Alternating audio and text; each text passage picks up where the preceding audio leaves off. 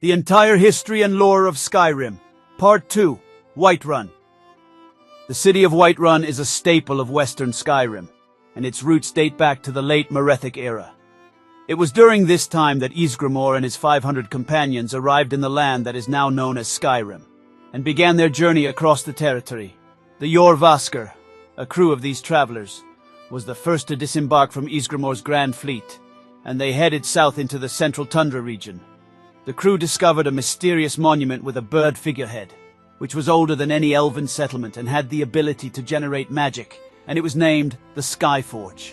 The crew members decided to settle next to the Skyforge and converted their ship into a mead hall, which was the start of what is now the modern-day city of Whiterun.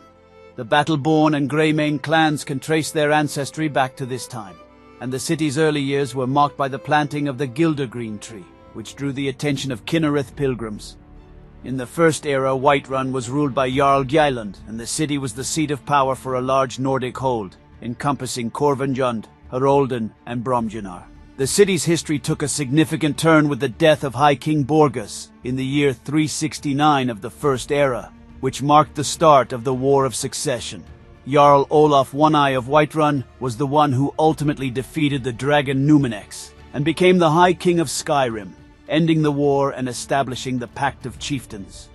When Olaf One-Eye died without heirs, the Moot constructed the Crown of Verity to determine the next heir. In the Second Era, the assassination of High King Logrolf resulted in a schism in Skyrim, and Whiterun and its territories were absorbed into the West Kingdom of Skyrim.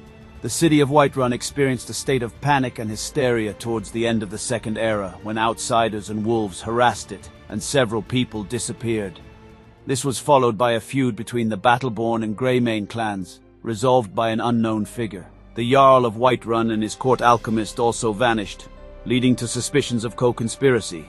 The newly named Jarl Morin named the court alchemist Arcasis an enemy of the highest regard. The Whiterun monarchy's ties with High King Svargrim had diminished, and the city stopped sending envoys to Solitude. However, in the year 582 of the Second Era, Jarl Morin was assassinated, and the city was left without a ruler.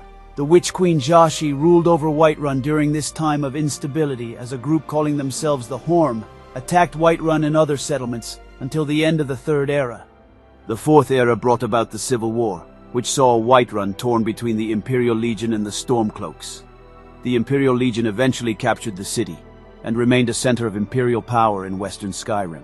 Throughout its history, Whiterun has faced many challenges and has undergone significant changes. Still, it has always remained a key city in western Skyrim, with a rich cultural heritage and a thriving community.